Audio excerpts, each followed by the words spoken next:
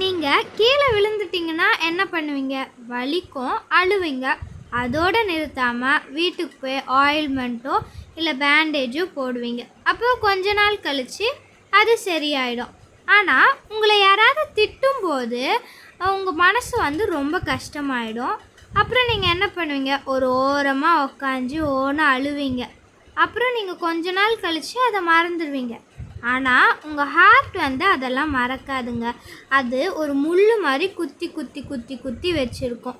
அது எப்படி நம்மளுக்கு தெரியும் அப்படின்னா, யாராவது கேஷுவலாக ஏதாவது சொல்லும்போது நீங்கள் ட்ரிகர் ஆகி அவங்க மேலே எரிஞ்சு விழ ஆரம்பிச்சிடுவீங்க. இது ஏன் இப்படி ஆகுது அப்படின்னு நீங்கள் யோசிச்சிங்கன்னா, நீங்கள் ஏற்கனவே ஒரு நபரால் இந்த வார்த்தையால் திட்டு வாங்கியிருக்கீங்களே, ஸோ அது உங்கள் மனசுக்குள்ளே முள் மாதிரி குத்துறதுனால யாராவது சொல்லும் போது நீங்கள் எப்படி எரிஞ்சு விழுறீங்க.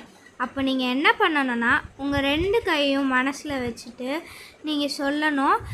அந்த நபரை உங்கள் கண்ணு முன்னாடி வர வச்சுட்டு, நீ சொல்கிறது நான் கிடையாது, நான் யாருன்னு எனக்கு தெரியும், என்னை பற்றி ஏசப்பா என்ன சொல்கிறாரோ அதுதான் நான் அப்படின்னு நீங்கள் சொல்லிட்டீங்கன்னு வச்சுக்கோங்களேன், உங்கள் வாழ்க்கையில் நீங்கள் உயர்றதை யாருமே தடுக்க முடியாது.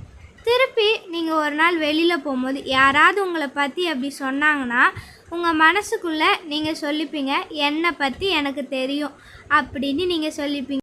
ஸோ ஏசப்பா கூட இன்னும் க்ளோஸாக பழகுங்க. ஏன்னா அவர் தான் உங்களை பற்றி எல்லாமே கரெக்டாக சொல்ல முடியும். நீங்கள் யாருன்னு அவர் தான் சொல்ல முடியும். இதெல்லாம் நீங்கள் பண்ணிங்கன்னா நீங்கள் உயர்றதை யாராலையும் தடுக்க முடியாது. தேங்க்யூ ஃபார் வாட்சிங்.